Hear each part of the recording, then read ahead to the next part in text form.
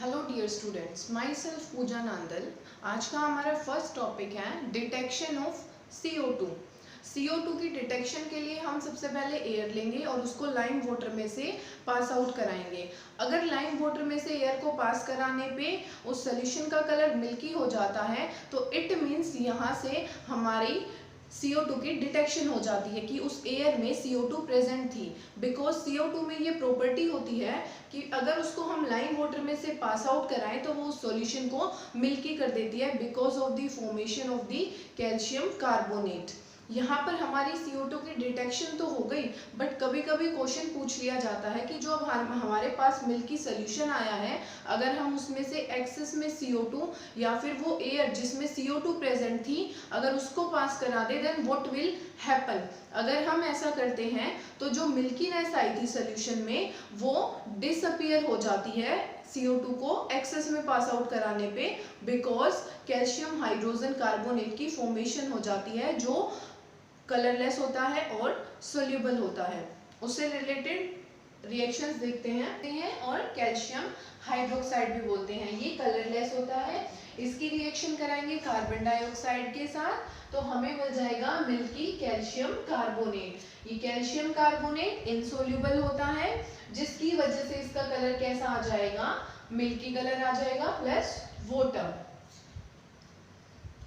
Milky होता है, अगर हम पानी की बकेट में थोड़ा सा मिल्क मिला दें तो उसका कलर कैसा हो जाता है, मिल्की हो जाता है। सेम कलर इसका आता है। जब इस प्रोडक्ट में से हम एक्सेस में दोबारा से एक्सेस में CO2 पास आउट कराएंगे तो हमें कैल्शियम हाइड्रोजन कार्बोनेट मिलेगा या कैल्शियम बाइकार्बोनेट भी हम इसको बोल सकते हैं।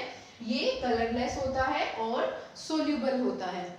ये था test of CO2 gas. Next neutralization reaction. Neutralization का मतलब होता है किसी चीज को न्यूट्रल करना। इसमें हम एसिड और बेस को एक दूसरे के साथ मिला देते हैं तो हमें सोल्ट और वाटर मिल जाता है। यहाँ पर हमने हमारा फेवरेट HCl लिया plus base NaOH sodium hydroxide लिया तो हम सबसे पहले बाय प्रोडक्ट लिखेंगे हमारा वाटर एंड सोल्ट क्या बन जाएगा H2O। यहाँ से वाटर बन गया, सोल्ट क्या मिल गया हमें NaCl sodium chloride. Now reaction of metallic oxides with acids.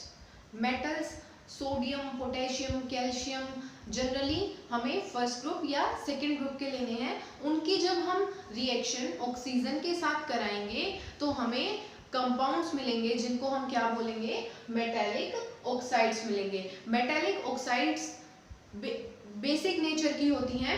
तो जब हम बेस की रिएक्शन एसिड के साथ कराएंगे तो हमने अभी किया था बेस की एसिड के साथ रिएक्शन कराने पे उसे हम न्यूट्रलाइजेशन रिएक्शन बोलते हैं। तो यहाँ पर acid plus metallic oxide give salt plus water. Acid हमारा HCl, मेटेलिक ऑक्साइड हमने कैल्शियम ऑक्साइड ली तो सोल्ट और वाटर की फॉर्मेशन हो जाएगी। सोल्ट हमारा यहाँ पर calcium chloride plus water. Now reaction of non metallic oxide with basis. Non metallic oxide हमारा कार्बन है, नॉन मेटल सल्फर है, इनकी जब हम ऑक्सीजन के साथ रिएक्शन कराएंगे तो हमें कंपाउंड्स मिलेंगे जिनको हम बोलेंगे non metallic oxides. Non metallic oxides are always acidic in nature. और एसिड की जब हम बेस के साथ रिएक्शन कराएंगे तो न्यूट्रलाइजेशन रिएक्शन होगी base plus non metallic oxide. Non metallic oxide acidic in nature तो acid plus base give salt plus water. Base हमने यहाँ पर कैल्शियम हाइड्रोक्साइड लिया, नॉन मेटेलिक ऑक्साइड हमने कार्बन डाइऑक्साइड ली तो हमें मिल जाएगा salt calcium carbonate plus water. Difference between acids and basis. जितने भी हमारे एसिड्स होते हैं वो एक्वस सॉल्यूशन में H पॉजिटिव आयंस रिलीज करते हैं और जितने भी हमारे बेस होते हैं वो एक्वस सॉल्यूशन में OH नेगेटिव आयंस रिलीज करते हैं। जो एसिड्स होते हैं वो टेस्ट में सोर होते हैं एंड जो बेसिस होते हैं वो टेस्ट में बिटर होते हैं। Acids turn blue litmus red and bases turn red litmus to blue. Next acids and bases in water. जो एसिड होता है उसको जब हम वाटर में डालते हैं तो acid H positive ion release करता है और ये H पॉजिटिव आयन इसी वाटर में H3O पॉजिटिव आयन बना लेता है जिसको हम हाइड्रोनियम आयन बोलते हैं। यहाँ पर हमने HCl लिया प्लस वाटर, ये HCl इस वाटर में H पॉजिटिव आयन रिलीज करेगा और ये H पॉजिटिव आयन इस वाटर के साथ कंबाइन करके H3O पॉजिटिव हाइड्रोनियम आयन बना लेगा प्लस क्लोराइड आयन बना लेगा। हमने देखा है जहाँ पर भी वॉशरूम क्लीन किए जाते हैं एसिड्स की हेल्प से, वहाँ पर बहुत स्ट्रॉन्ग स्मेल आती है, हमें अपने नाक को बंद करना पड़ता है, बहुत ज़्यादा स्ट्रॉन्ग स्मेल आती है। वो किसकी स्मेल होती है? क्लोरीन की स्मेल होती है। जब भी HCl को पानी के साथ मिला के फर्श पे डाला जाता है तो उसमें से क्लोरीन की बहुत ही स्ट्रॉन्ग स्मेल आती है। Note, H positive ions cannot exist alone, they exist as H3O positive hydronium ion, जिसको हम बोलते हैं H3O पॉजिटिव, जिसको हम बोलते हैं हाइड्रोनियम आयन। जो H पॉजिटिव आयंस होते हैं वो बहुत ही ज़्यादा अनस्टेबल होते हैं और वो उसी सॉल्यूशन के अंदर, उसी वाटर के अंदर क्या बना लेते हैं? H3O positive ion hydronium ion बना लेते हैं। बेसिस का एक्शन वाटर में देखते हैं। बेसिस एक्वस सॉल्यूशन में क्या रिलीज करते हैं? OH negative ion. तो यहाँ पर हमने सोडियम हाइड्रोक्साइड लिया, एक्वस फॉर्म ली, मतलब हमने वाटर में लिया, क्या देगा? Na positive plus OH negative ion. They release OH negative ions in water. Now, strong acids. These are acids which ionize completely in aqueous solution. ये ऐसे acids होते हैं जो aqueous solution में completely ionize हो जाते हैं। एग्जाम्पल की हेल्प से समझते हैं।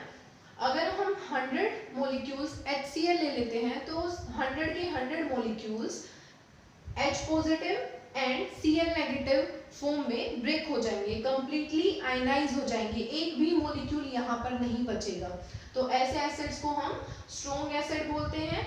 Now weak acid, these are acids which ionize partially in water. ऐसे एसिड जो वाटर में पार्शियली आयनाइज होते हैं, कंप्लीटली नहीं हो पाते हैं, उन्हें हम वीक एसिड्स बोलते हैं। For example acetic acid CH3COOH, जिसको हम इथेनोइक एसिड भी बोलते हैं। यहाँ पर हमने इसकी भी एक्वस फॉर्म ली है तो ये किस में ब्रेक हो जाएगा? CH3COO negative plus H positive. अगर हम 100 मॉलिक्यूल्स एसिटिक एसिड ले लेते हैं तो 100 में से ओनली 5 या 10 मॉलिक्यूल्स ही इस फॉर्म में ब्रेक हो पाते हैं, इन आयंस में ब्रेक हो पाते हैं। बाकी जितने भी आपके मॉलिक्यूल्स बच जाएंगे वो एज इट इज यहाँ पर मॉलिक्यूल फॉर्म में बच जाएंगे, वो आयंस में ब्रेक नहीं हो पाएंगे। तो ऐसे एसिड्स को हम वीक एसिड्स बोलते हैं।